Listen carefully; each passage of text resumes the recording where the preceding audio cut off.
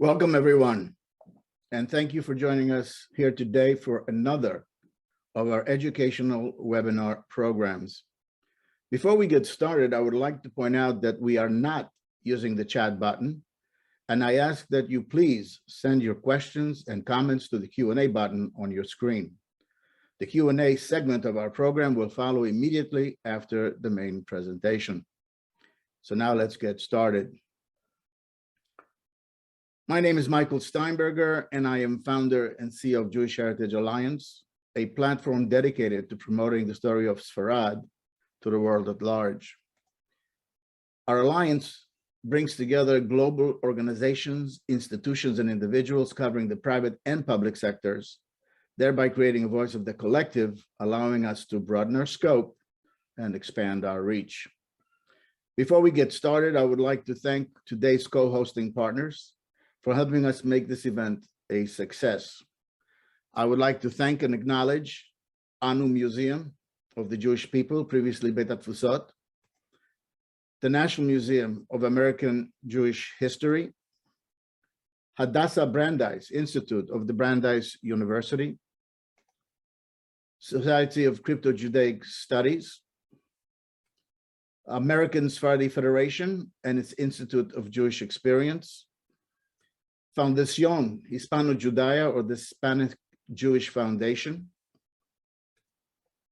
the European Jewish Community Center, the Miller Center for Contemporary Judaic Studies, Feldenkrais Program in Judaic Studies at the University of Miami, the Jewish Learning Channel, Kulanu, Reconectar, and Centro de Estudos Judaios de Três Mondes, or the Center for Jewish Studies in Três Mondes in Portugal. For those of you who may be joining us for the first time, you may recall, or may not recall, that I would like to define some of the words or the terminologies that you will hear here today. The word Sefarad refers to the Jews of the Iberian Peninsula, nowadays Spain and Portugal. It is believed that the Jews first arrived in the Iberian Peninsula as early as biblical times, but the earliest archaeological proof dates to the 4th century. Jewish life in Spain ends abruptly with the expulsion from Spain in 1492 and 5 years later from Portugal. Life for the Jews living in the Iberian Peninsula was challenging, a period I often dubbed the good, the bad, and the ugly. The good resides in periodic intervals such as the Golden Age, a time when the Jews were accepted in the local societies, wherein Jewish religious and cultural and economic life flourished. The bad resides in the repeated periods of oppression, persecution, leading to the massacres, forced conversions, inquisition, and finally the expulsion. And now I have the privilege to introduce our very own Dr. Isaac Amon, Director of Academic Research and Program Development in the Jewish Heritage Alliance, to provide a brief background to today's webinar and introduce today's speakers. Take it away, Isaac. Thank you, Michael. Good morning, good afternoon, and good evening, ladies and gentlemen, wherever you may be around the globe. It is a pleasure to have everyone virtually here for the webinar Sefarad, Hidden Legacies Uncovered. Following the infamous March 31st, 1492 Edict of Expulsion, or Alhambra Decree, the Jews of Sefarad confronted their gravest existential challenge. Within a mere 90 to 120 days, or 3 to 4 months, amidst an anti-Jewish atmosphere gripped by the terror of the Spanish Inquisition, Jewish communal life in a newly unified Catholic Spain came to an end. The culmination of decades of pressure, persecution, massacres, and forced conversions, Judaism as a living faith in the biblical Sefarad was no more. By the beginning of August 1492, the unity of Sefarad was torn asunder. Many departed the Iberian Peninsula entirely, where they traversed mountains, lands, and seas to seek safety in the Italian Peninsula, the world of the Dar al-Islam in North Africa and the Levant, and the lands of the Ottoman Empire in the Balkans and Eastern Mediterranean. Others turned west and crossed the border into the neighboring kingdom of Portugal, thinking they would find a place of refuge. Yet, events in 1497, a mere 5 years later, tragically proved that belief mistaken, as all Jews, Portuguese and Spanish exiles alike, were forcibly baptized en masse. Those who remained in Spain were forced to convert to Catholicism. Notwithstanding their public denial of Judaism, many secretly practiced Jewish rites and rituals, hence becoming known as crypto-Jews. Despite tremendous adversity and the ever-present threat of being burnt at the stake, crypto-Jews across the Iberian Peninsula and the worldwide Spanish and Portuguese colonial empires, which came to encompass parts of 5 continents, strove for centuries to preserve ancestral beliefs and traditions via memories, whispers, and echoes of the past. When Ferdinand and Isabella, the Catholic monarchs, Los Reyes Católicos, shattered this 1,500-year-old Sephardic civilization, one of the greatest cataclysms to befall world Jewry in the annals of history, Christopher Columbus departed on his first voyage across the Atlantic. Yet even as they were being expelled, Sephardic Jewry made a final noteworthy contribution to their ancestral homeland in the person of Abraham Zacuto, this rabbi, historian, mathematician, and astronomer, for whom a crater on the moon is named today, provided his navigational advice and scientific observations to Columbus, which later helped to save the explorer's life. Most significantly, on August 3rd, 1492, when Columbus sailed the ocean blue, several crypto-Jews were members of the crew. Prominent among them was Louise De Torres, the translator, who thus became one of the first Jews in the New World. Today's webinar will focus on those who chose to keep their identity secret and the consequences that decision produced. Through the lens of history, literature, and music, our speakers will explore how this crypto-Jewish presence on both sides of the Atlantic, alongside the Inquisition and migration, have been understood as defining legacies of Sefarad throughout the generations. I would now like to introduce our speakers and moderator. Our first guest speaker, Mary Morris, is the author of 16 books, 3 collections of short stories, and 5 travel memoirs. Her stories and essays have appeared in such places as the Paris Review, the Atlantic, and the New York Times. The recipient of the Rome Prize in Literature and the 2016 Anisfield Wolf Award for Fiction, Mary is on the writing faculty at Sarah Lawrence College in New York. Our second guest speaker, Susanna Behar, was born in Havana to a Cuban and Turkish Sephardic family, where she grew up listening to the traditional music of her homeland, as well as the evocative canticas in Judeo-Spanish or Ladino, which her Sephardic grandparents brought with them. Inspired by her heritage, she has focused her artistic and musical career on the research, promotion, and advancement of the Sephardic musical repertoire around the world. And finally, today's moderator is Dr. Dalia Wassner, PhD, Director of the Project on Latin American, Jewish, and Gender Studies at the Hadassah Brandeis Institute, HBI of Brandeis University. She holds a doctorate in history from Northeastern University in Boston, a master's degree in Jewish studies from the Jewish Theological Seminary of New York, and master's degrees in history and Latin American studies from Stanford University. She has been an active participant in HBI since 2012 as a scholar in residence, research associate, and Gilda Slifka internship program mentor. And since 2015, she has taught Latin American Jewish history at Brandeis in the Near Eastern and Judaic Studies Department and Latin American and Latino Studies program. Dalia, I turn it over to you. Thank you, Isaac, for your kind introduction. It is a pleasure to be with Jewish Heritage Alliance today and in the company of the 2 talented and creative women that will join me very soon.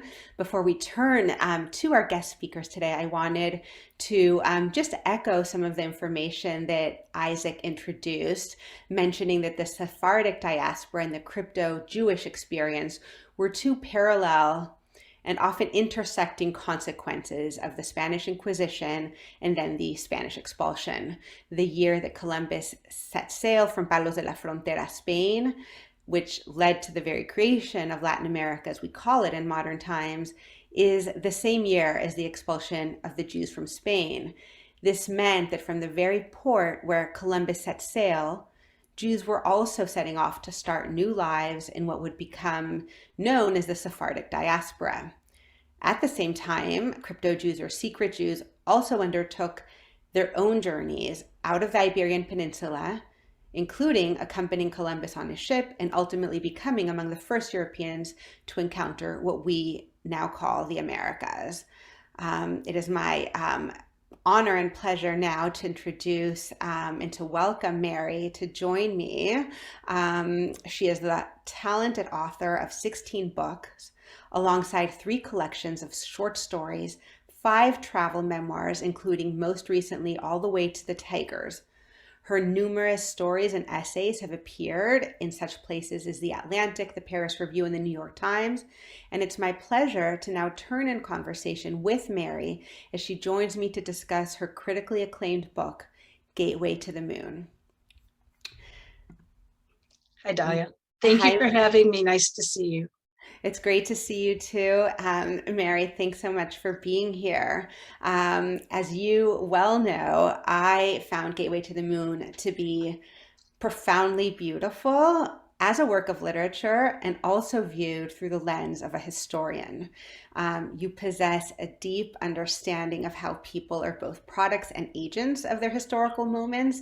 And I'd like to begin by turning to one of your protagonists, Luis Torres, who was known to have been Columbus's interpreter and a secret Jew. And Mary, I wonder if you could speak to this integral role that Jews and crypto-Jews played within the kingdoms of Spain and Portugal in the 15th and 16th century, and in particular, focus on two characters that appear in your book. One is Luis de Torres, the other is Doña Gracia Nasi. Both appear in your book, and I think are indicative of the role of Jews and Jews and New Christians who were called conversos, their role in trade and mercantile networks in the Iberian Peninsula before the expulsion and actually after the expulsion. Right. Thank you. Thank you for having me, Dalia, and thank you for this question. As you know, I'm not a historian, but I'm a storyteller. But I have historical characters in the novel, including Luis de Torres and Donna Gracia Nasi. And what fascinated me, let me start with Luis de Torres. And just in general, I think it's important to remember that prior to the expulsion, Jews were an integral part of the Iberian Peninsula, of the culture. I mean, Isaac mentioned the astronomer, mathematician, and rabbi Abraham Zacuto. Zacuto invented the astrolabe. The astrolabe, which is when I was studying celestial navigation and trying to understand how Columbus navigated, I learned about the astrolabe. And why I can't say that I understand celestial navigation, I do understand the role of the astrolabe, and it is on the Portuguese national flag, and it was invented by a Jewish rabbi. So I think it's important to realize the deep, deep roots that Jews had in the cultures that they lived and the important contributions they made. Luis de Torres is a historical figure. He was an interpreter. He was fluent in many languages. And in fact, I'll probably read a brief passage about him and his meeting with Columbus. But Luis de Torres sailed as an interpreter with Columbus. Columbus had this idea about meeting Jewish traders in China because he was looking for the route to the east. And Luis de Torres went with him along with a navigator named Roberto Taeno. Those were the two crypto Jews that I was able to confirm. They both supposedly perished somewhere in the Bahamas. It's not quite clear what happened to them. And the novel kind of picks up on a conceit of what happened to Luis de Torres. But he was probably the first Jew in the New World, and he probably arrived at the time of Columbus. So. And Donna Gracia Nasi, who was previously known as Beatriz de Luna, was married to Francisco Mendez. The Mendez family, the House of Mendez, was the richest mercantile family in all of Europe, really. They were the biggest spice traders. And she married him. He died when she was 25 years old, and she took over much of the operations of the company in Portugal. And meanwhile, she also established an underground railroad to get Jews to Antwerp. So she was, on the one hand, trading spices, and on the other hand, helping Jews get out and get to Antwerp, cross the Alps, into Italy, and then to the Ottoman Empire. So she was very, very instrumental, a very important person. Yeah, and I love that she, along with Luis de Torres, appear in the novel in meaningful ways. So I wonder, I think this might be a nice time to ask you to read a short passage from your book. I think this one has to do with Luis de Torres meeting Columbus for the first time, basically his job interview, right? Right, it's his job interview. And I do want to say that I actually was in the room where this job interview took place, and I was able to experience it firsthand. So that was that's in Palos de la Frontera. So Luis has walked down from the mountains where he lives in Murcia to meet Columbus in the La Rabidad monastery. As Louise De Torres approaches the table, a pale-skinned man with a shock of white hair and pale eyes rises to greet him. In front of him is a long tube of rolled parchment. Though he is not a friar, the man is dressed in friar's robes. For an instant, Luis takes him for a ghost, but the explorer is not surprised to see him. Christopher Columbus has received a message that a speaker of Hebrew would be asking to board his ships. Columbus does not look at Luis. He pays no attention to his soiled tunic, his knapsack, or the blisters that ooze on his arms and neck. The Admiral of the Ocean Seas motions for Luis De Torres to sit down. I am in need of a translator, Columbus says, someone who can speak the language of your dark race. Luis is surprised by his high-pitched voice. It is as if he is listening to a boy, not someone his own age.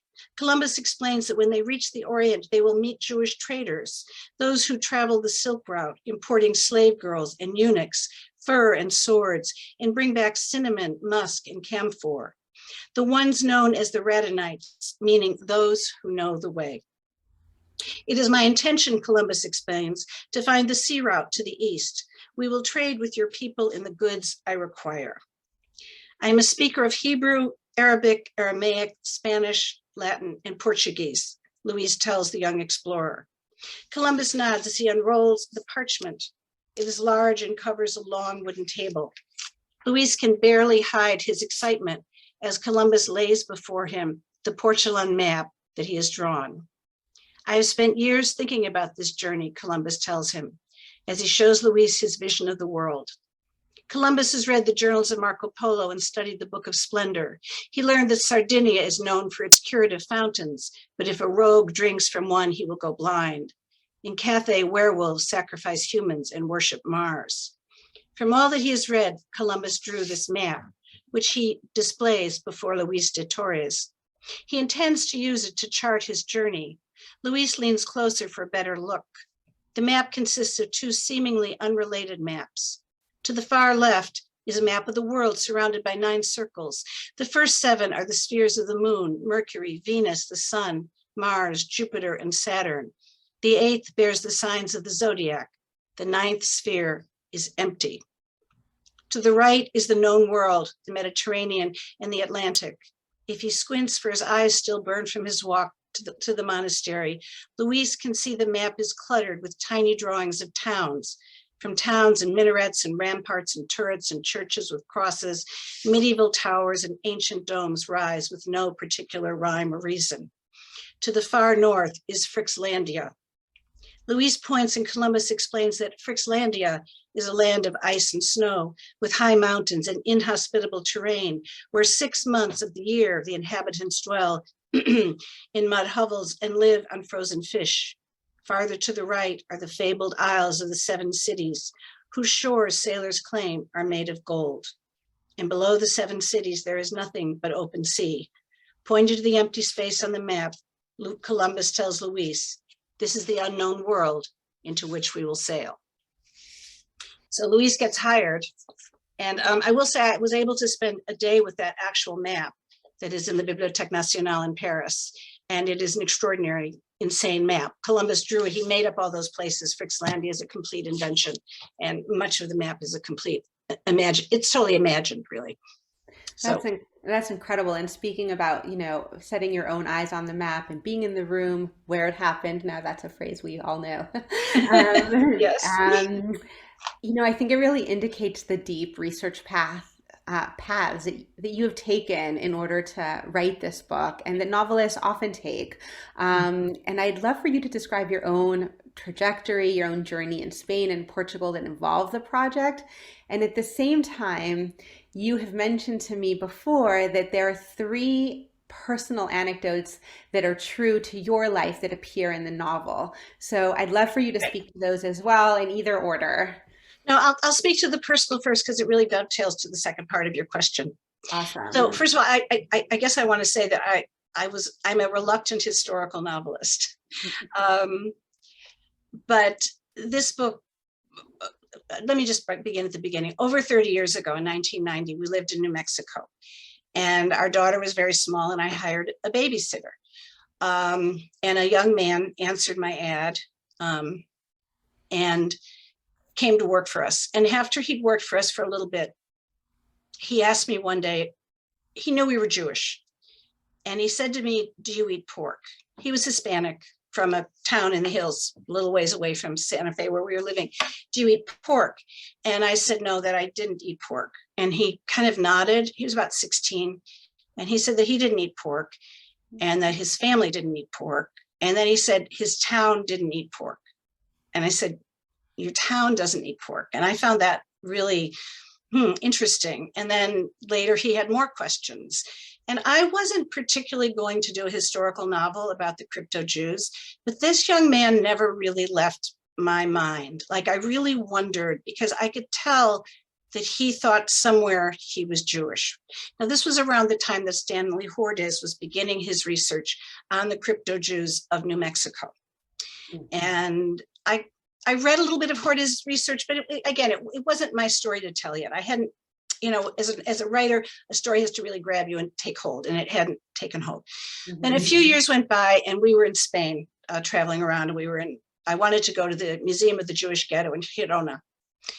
And I went to the museum. I don't know what I expected, but it was not a very helpful museum. Let's just put it that way. There were things like Jews eat flatbread at Passover and wear hats when they pray. And everything stopped at 1492. There was nothing in the museum after 1492. So I speak pretty decent Spanish, and I went up to the information desk and I said, "So what happened after 1492? Knowing full well.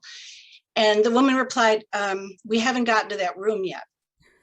And that really struck me, like that they hadn't gotten it. So again, a book for me is a very long genesis, and the babysitter, thinking about that room and wondering what would be in that room. Like, what would I find in that room? Would I find my own ancestors in that room? What's the story?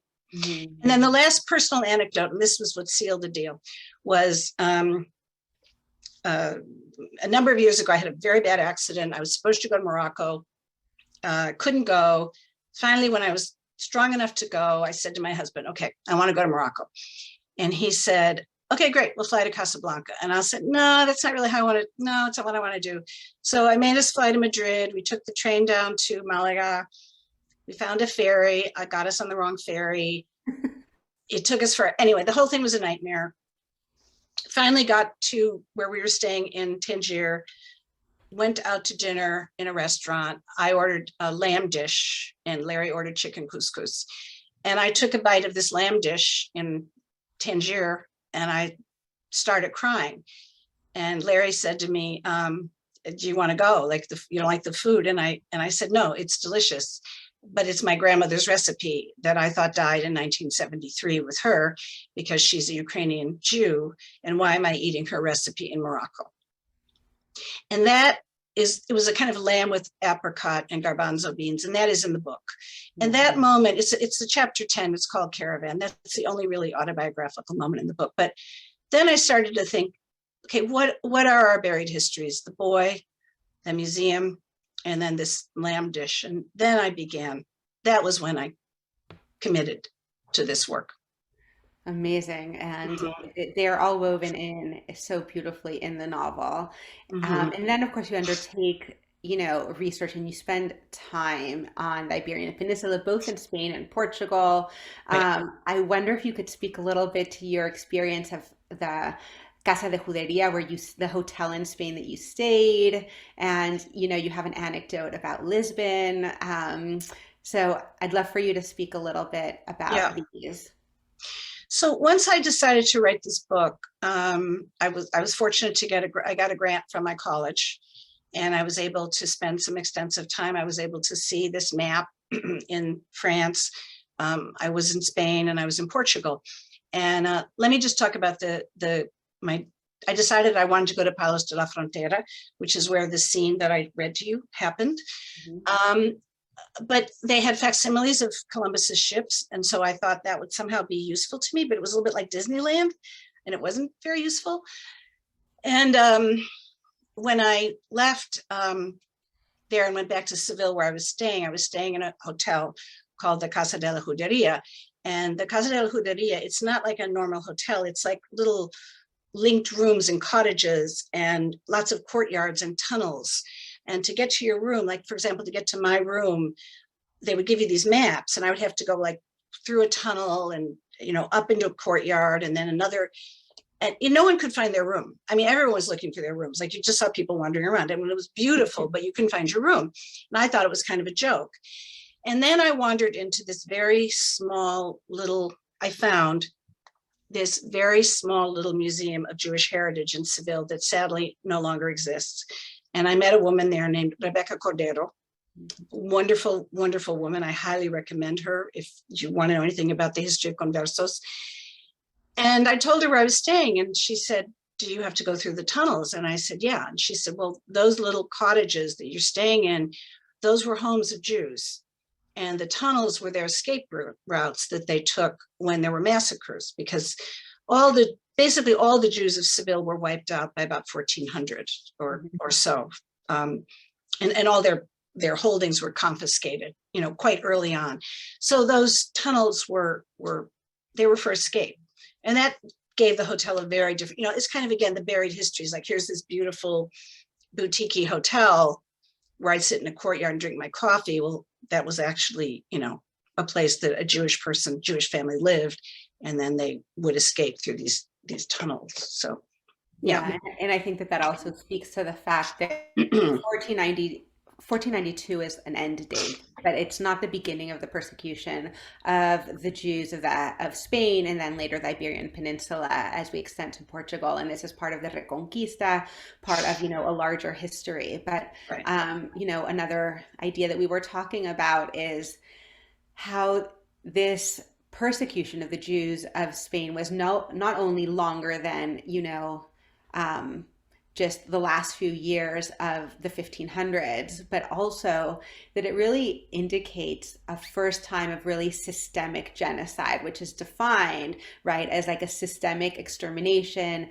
of a people's ethnic identity, their religion, culture, and of course, physical existence. And coming up on this week being the, you know, International Holocaust Remembrance Day, I think it's important to also note that this is an earlier moment that we don't need to enter into comparisons, but there was a racial extermination also of Jews from Spain in different ways. Earlier in history. Yeah, I think, you know, there was certainly persecution. I mean, Jews were blamed for the Black Death, Black Plague. Jews were kicked out of England in the 13th century, I think. Yeah, they were. You know, right. I mean, it's not like it wasn't bad. In Prague, certainly, that's why they came up with the golem.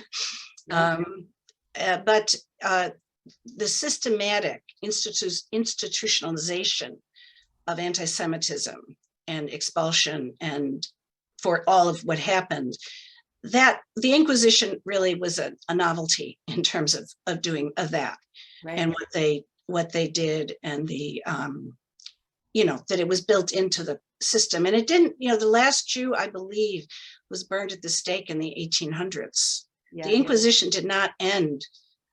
It ended around the time of slavery. I mean, officially ended around the time slavery ended. Yeah.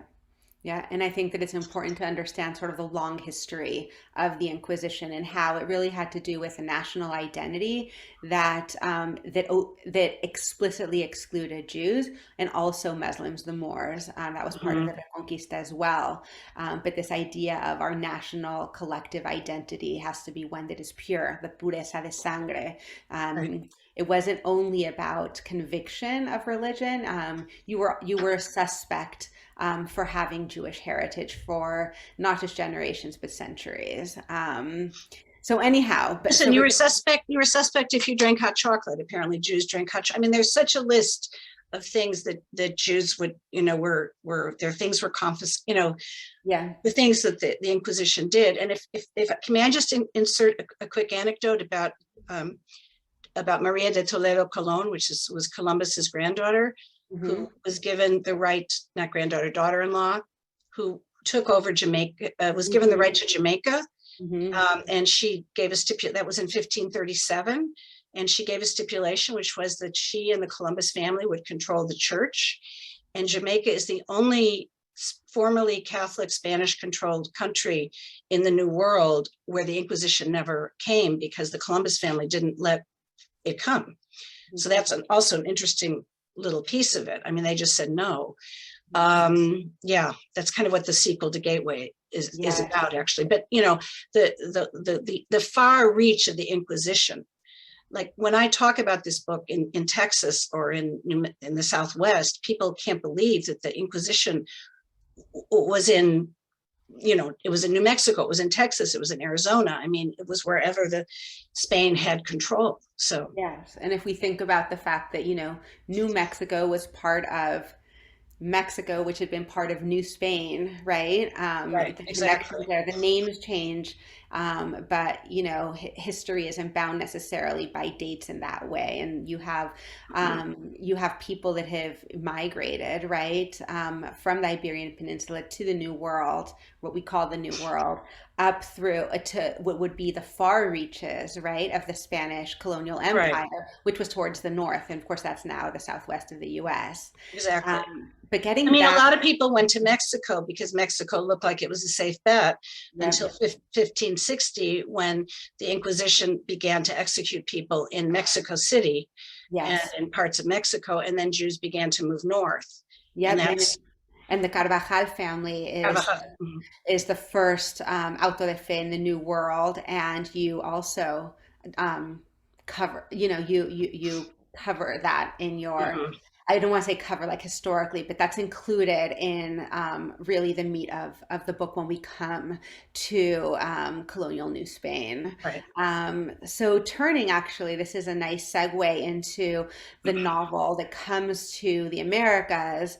I think that, you know, as you weave Luis de Torres and the Carvajal family, who were, you know, these crypto Jews that converted but kept their secret, their Jewish identity secret, and they, like Mary was saying, came to the New World in order to hopefully be a little bit farther, right, from the intense eye of the Inquisition. And they had their tricks for how to maintain their identity, how to trick the servants or the maids that lived in their homes. As you were talking about hot chocolate, if you look at inquisitorial records, a lot of accusations have to do with culinary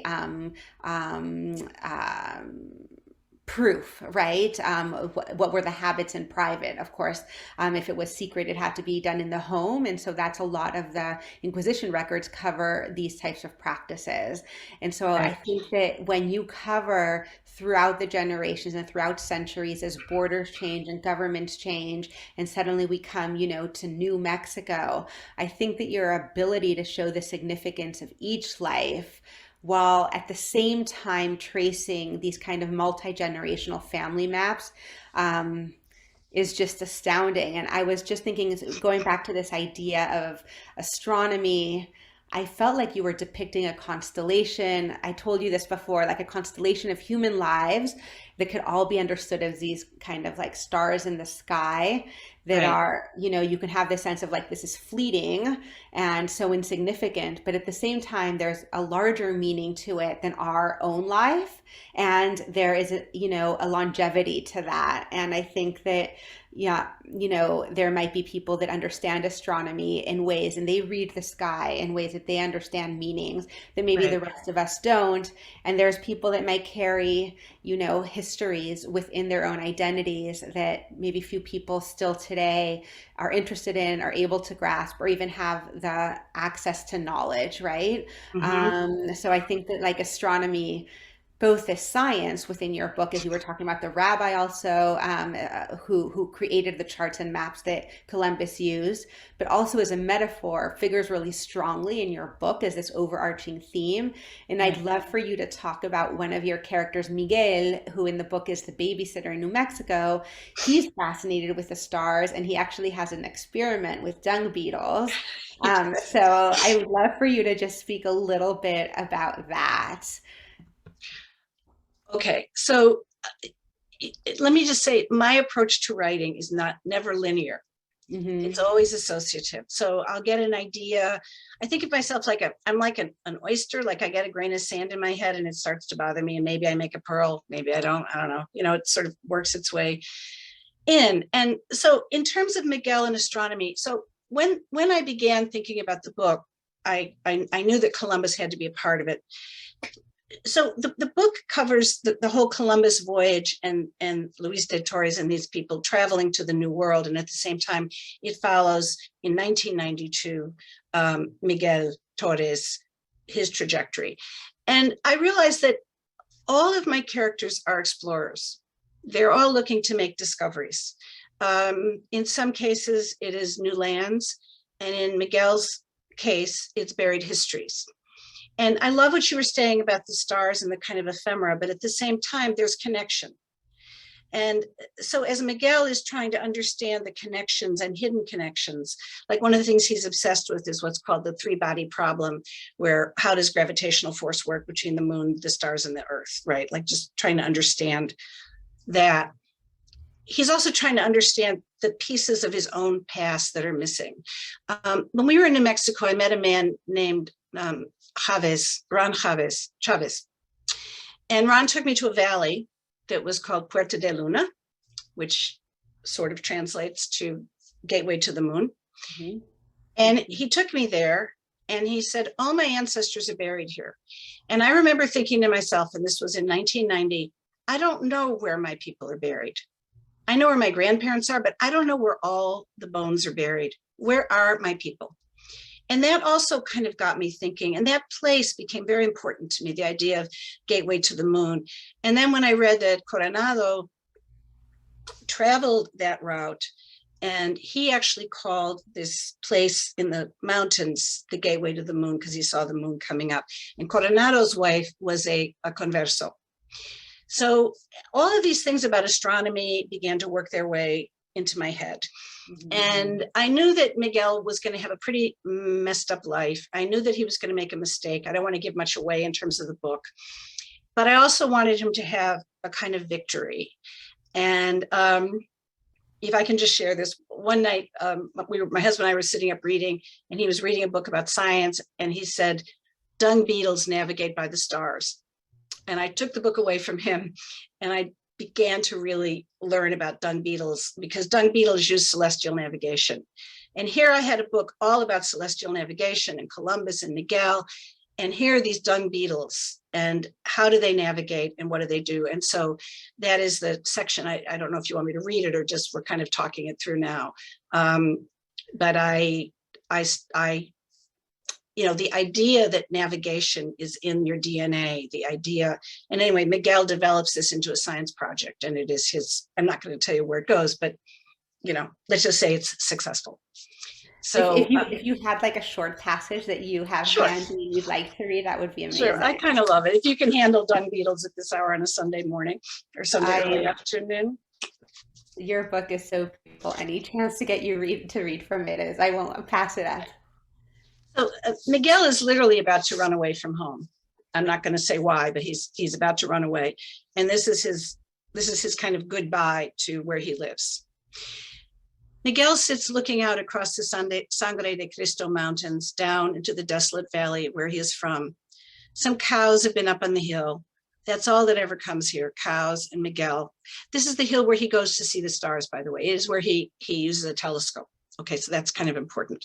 Mm-hmm. The cows leave their pies behind. Miguel laughs to himself. That's more than he's going to leave behind.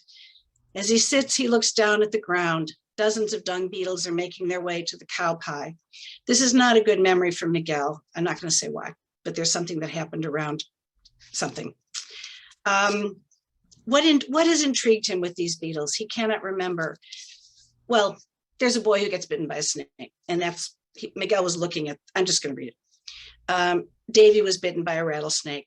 What was it intrigued Miguel at that moment? He can't remember, but he was right about the snake. It conserved its venom. Its intent was to protect itself, not to kill. Still, it struck. Now a boy walks like a zombie, afraid of all snakes that will bite him. And Miguel can no longer live in a place he calls home. He hates these vile beetles. He wants to crush them, murder them. Instead, he watches. They walk in a straight line forward towards the manure, as he'd seen them do in the day Davy was bitten. They gather the little pile of dung, and then they walk backwards, exactly as they had come, forward and backwards, one after the other, always in a straight line. Why do they do that? Miguel looks up and sees that the stars are starting to come out, twinkling in the horizon.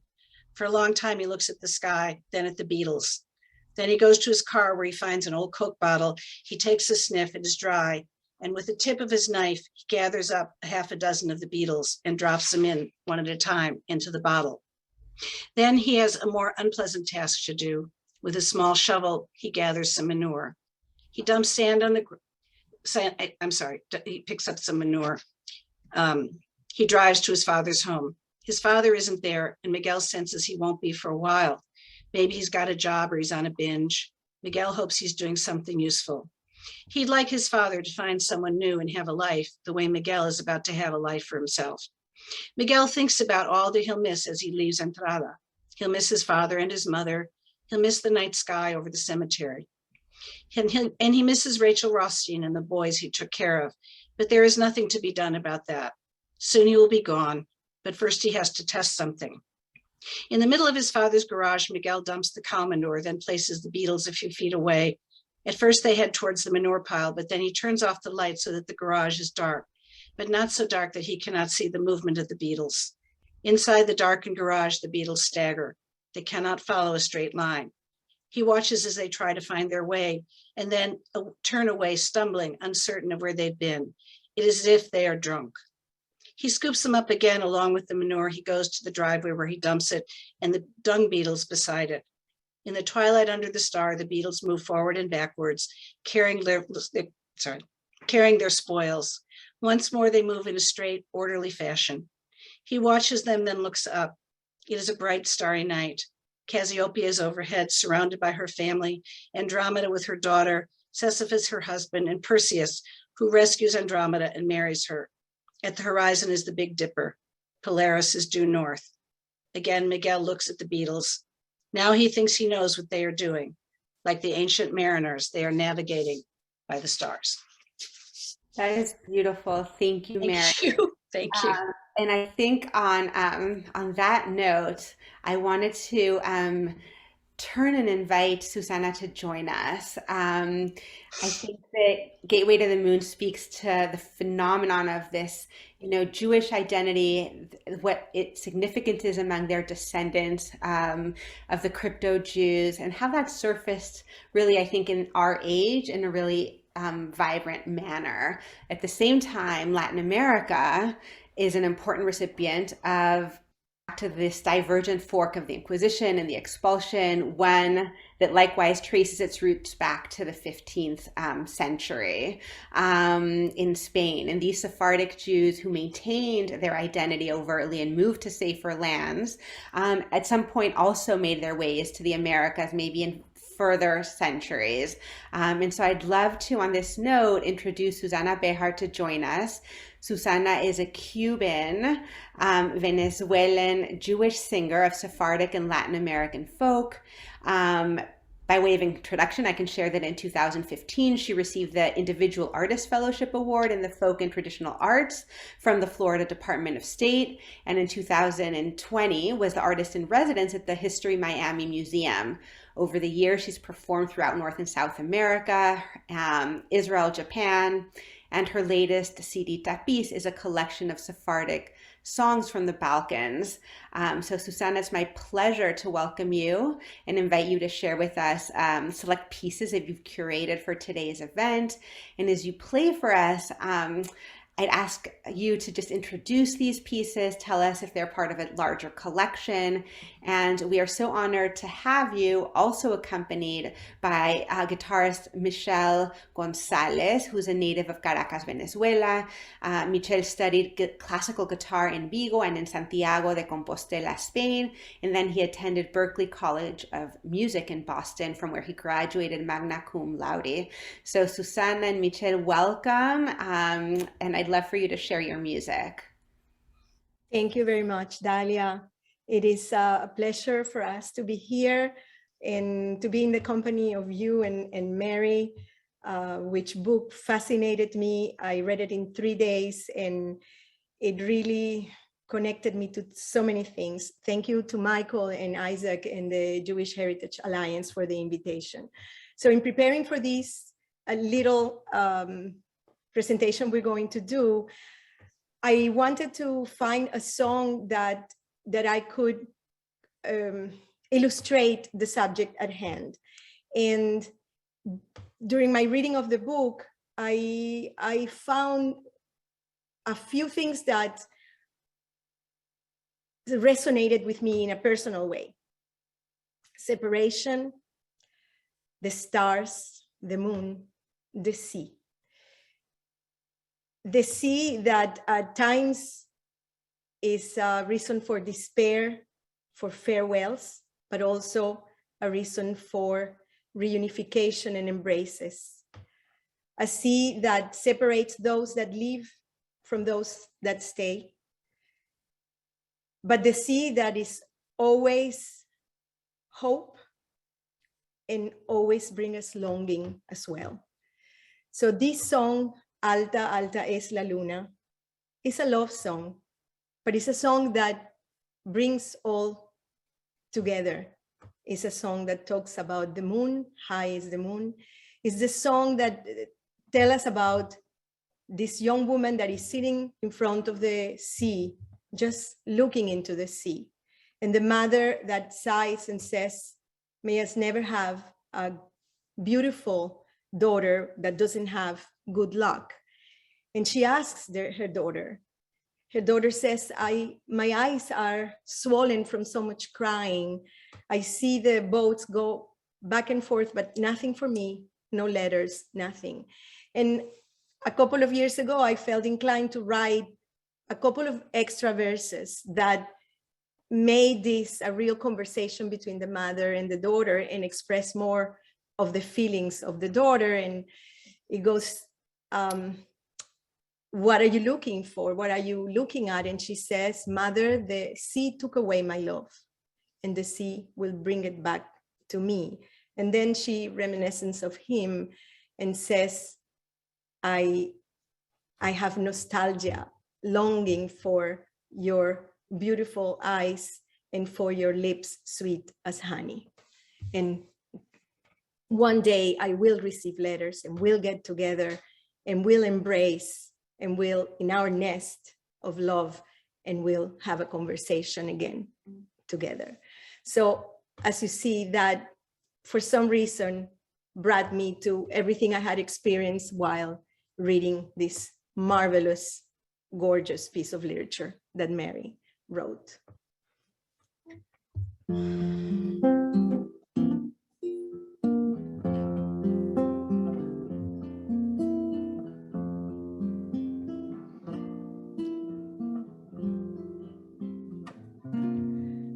Alta, alta es la luna cuando empieza a esclarecer, y ya hermosa sin ventura nunca llegué a nacer. Y ya hermosa sin ventura nunca llegué a nacer.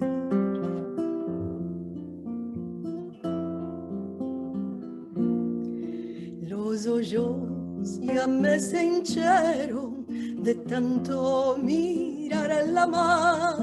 Vaporicos van y vienen, letras para mí no hay. Vaporicos van y vienen, letras para mí no hay.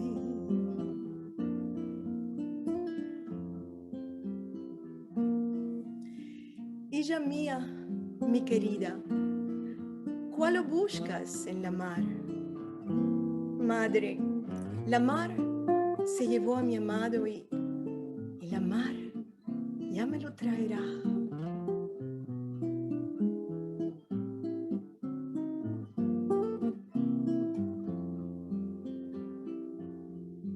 Ay, mi amado, mi querido, ya me escariñé de él, de sus ojos como el cielo, de su boca como la miel, de sus ojos como el cielo, de su boca como la miel.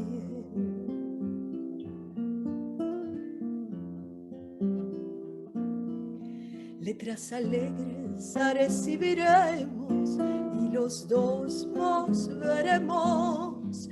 En un nido dormiremos y en juntos conversaremos. En un nido dormiremos y en juntos conversaremos. En un nido dormiremos y en juntos conversaremos.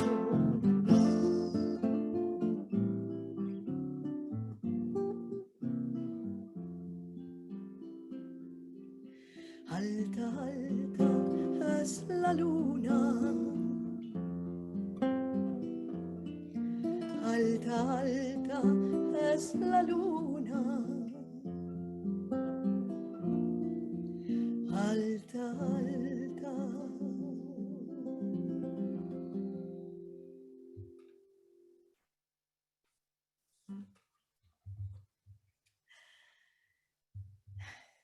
So, this is a Sephardic song, from the Sephardic tradition of the Jews of Turkey. But now I'm going to do a very short song, and I'll tell you briefly why I chose it. A few years ago, I was asked to do this program on music written by Jewish Latin American composers. And there are many, there are some in Venezuela, in Chile, in Uruguay, in Argentina, in Brazil.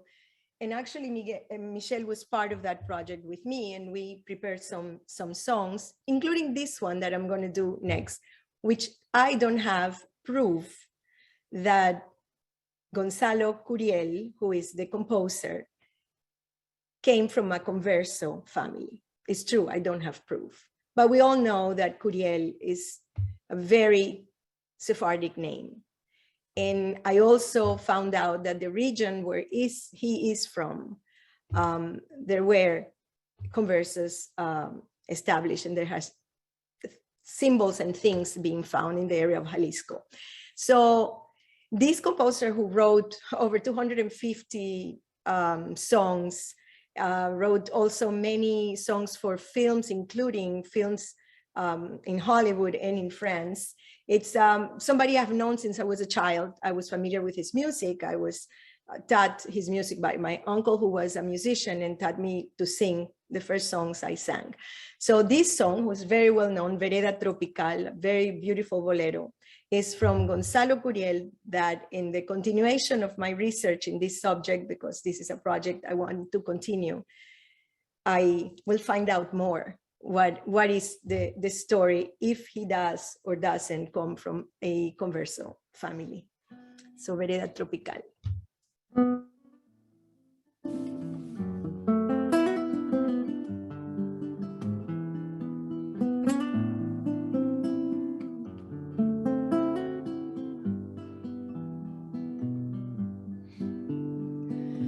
Voy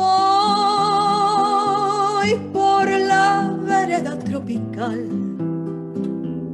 la noche plena de quietud, con su perfume de humedad.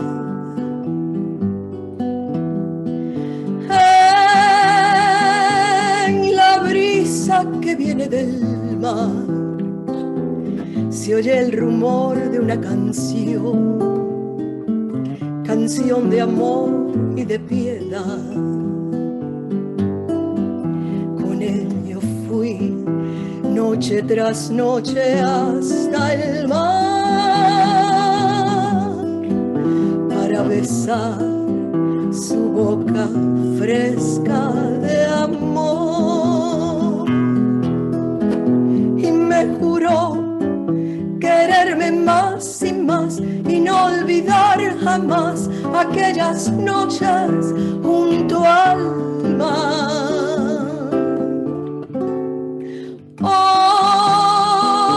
Hoy solo me queda recordar, mis ojos mueren de llorar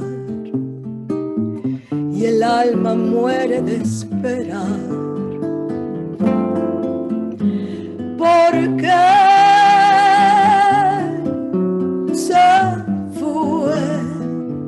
Tú lo dejaste ir, vereda tropical, hazla volver a mí. Quiero besar su boca otra vez junto al mar. Vereda tropical,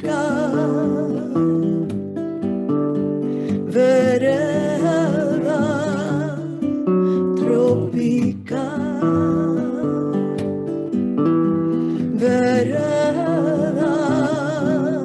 tropical, vereda tropical, vereda tropical.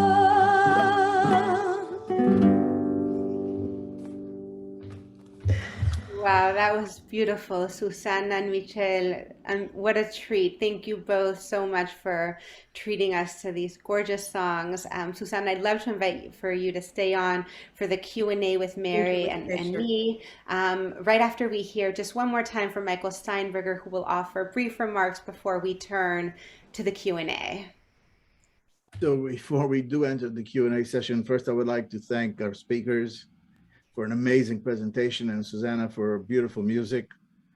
Once again, I would like to thank you, our audience, for your continued interest and support of our programs. As you know, Jewish Heritage Alliance brings you informative and entertaining educational webinar programs year-round. We ask you to support our efforts so we can continue to provide you with more excellent educational webinars. Please take a moment at this point and either click onto our donation page and or copy it so you can access it later on. And now we go into the Q&A session. I take it away again, Dalia, it's back to you. Okay, great. Thanks so much, Michael. So we've gotten a lot of questions about, will this be recorded? Has it been recorded and shared? So yes, so everyone who registered will get a link afterwards with a recording of the program. And also I've been getting questions about knowing more about Mary Morris and Susanna Behar and their work. So we'll include also some links to their works as well. So I think we've had lots of great questions. I think that I'd like to start by a comment actually that we received about why do we call them, Sephardic or Spanish Jews when it was really the Iberian Peninsula, and there were a lot of Portuguese Jews as well. And in fact, a lot of the Spaniards that we mentioned, some of them became Portuguese Jews before they moved on or converted and stayed. So I think just to address that, it's an excellent note, and it is conventionally called the Sephardic Diaspora. A lot of Spanish Jews did also go to Portugal before moving on other places, but not all of them originated in Spain. And that just is the word that we use for Iberian Jews and their, descendants today. Another question that we received somebody says, how crypto can these historical figures be if we know about them all these centuries later? And so again, I guess as a historian, I'll just start with, we have inquisitorial records and we have other documents.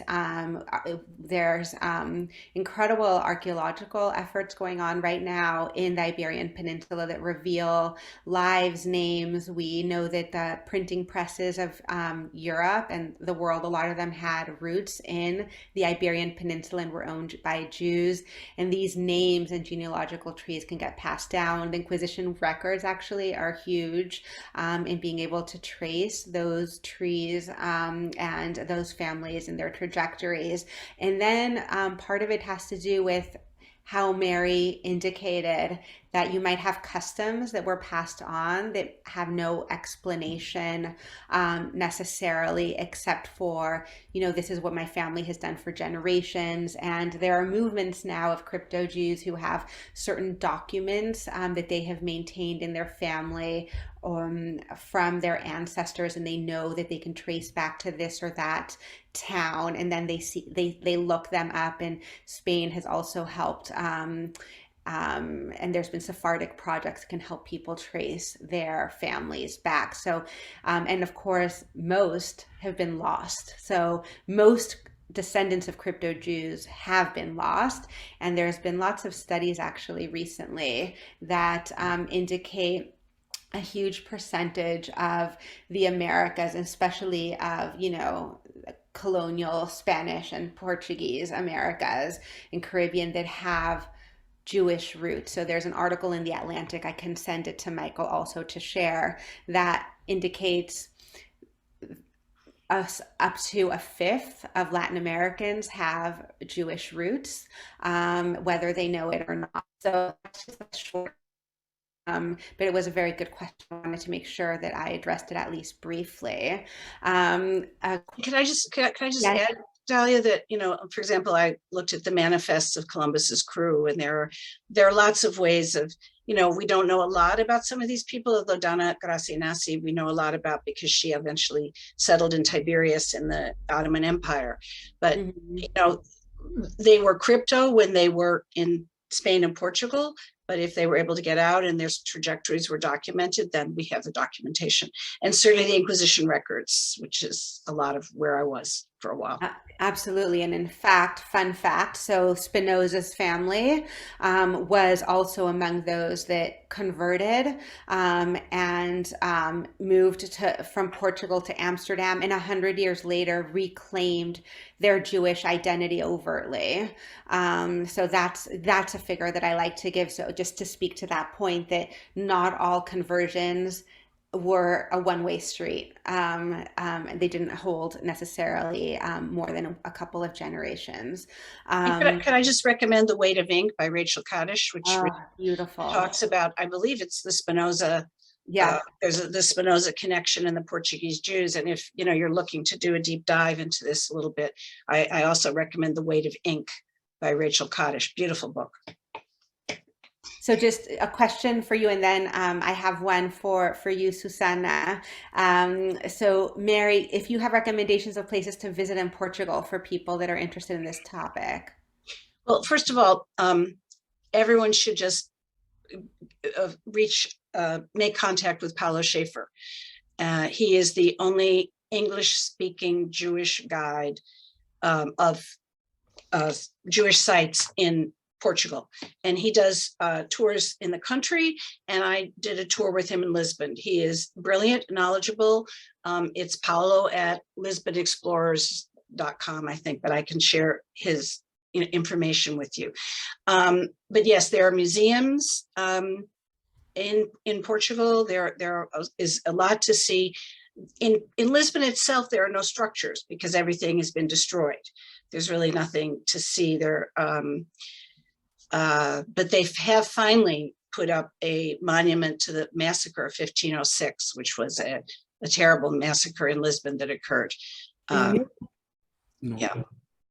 So thank you, Mary. Yeah. That's, I think, a good place to start. And then, Susanna, I wonder, that we've had a lot of questions about your singing Sephardic music and also in Ladino. So I'm wondering if you could speak a little bit to how you choose the music that form part of your collections. And you have, you know, this collection of Anusim, which were, right, the secret Jews, but then Ladino meets Latino, and then this new one of Jewish, you know, Latin American musicians. So people are just really interested in the range of your work and how you choose your songs and your topics. So if you'd like to speak a little bit to that. And again, Michel, your accompaniment has been so beautiful. So thank you for being here with Susanna today.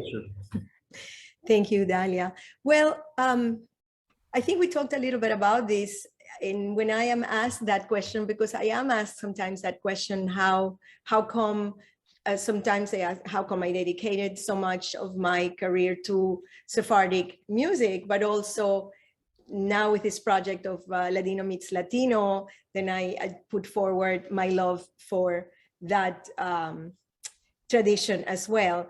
And it is for me, it's very natural. It's my heritage on both sides. On my father, who was a Cuban, third generation in Cuba, but came from Spanish, non-Jewish people, and my mother, who was first generation Cuban, who came from Turkish grandparents that had been generations in Turkey. So right there and then when I moved to Venezuela and I started learning and understanding and loving the music of Latin America. And it's just, for me, the process begins with listening to something and waiting for it to move me. And once I get that emotional move, then that song becomes part of the repertoire. But I have to get that emotional response so I can make sure that I can give that emotional performance and get that response from the audience. So that's how it works in 2 words when I'm choosing a song. But within the Sephardic repertoire, there's a lot of magnificent work that have been developed by ethnomusicologists, and there's a lot of field work that you can, field recordings that you can listen to and go sort of to the source. And then of course you take those and you sort of make them your own. You include your aesthetics, trying to keep the tradition, but tradition, again, as we've spoke, it's something that is developing. So that's basically it. It's everything that I do has to do directly with my heritage, and I feel it very strongly. And when I do Sephardic music, I feel that I am really honoring my ancestors. Yeah, and it's, you can, I mean, I think that, right, the emotional element and how it, how personal it is very obvious. I think that it's something that you feel very deeply. So thank you for that. And I think we'll just close with a final question that somebody wrote in: could the church's efforts to suppress the various American Indian beliefs in the U.S. Southwest and Mexico be considered a part of the Inquisition? And I think that really the larger question is, I mean, the efforts in the U.S. Southwest, or American, indigenous Americans that were not necessarily before part of Mexico or part of New Spain. I think that the European colonial powers have a responsibility to wiping out indigenous practices to different degrees in different regions, depending on varied historical factors that I can't get into right now. But I think that this idea of conquering with the sword and the cross, especially the Americas, by the Iberian Peninsula, I think is true. And that gets into really the national identity, or the the emerging Iberian Peninsula as a space of reconquista, then coming to the New World and encountering people that are not Catholics, and how do you then maintain your own identity and an ability to conquer an entire continent. So that is for a history class of another day. But I'd like to just really once again thank Susannah and Mary, of course, Michelle also, for your beautiful accompaniment, and invite Michael one last time just for a final goodbye. Thank you, Dalia. So we close this event and would like to invite all of you to join us February 20th, when we will feature Sefarad hiding in plain sight, the story of southern Italy's crypto Jews, speaking directly from our mountain village at Calabria in southern Italy. We're going to have Rabbi Barbara Aiello. That's going to be very interesting. Also would like to mention to everyone that on March 27th, we have a very unique event, in that it celebrates the connection between the golden age of Sefarad and the contemporary unfolding Abrahamic accords taking place in the Middle East and beyond. It'll be a very interesting session. So on that note, I thank everyone. I thank our guests. I thank our panelists. and we'll see you next time. Thank you.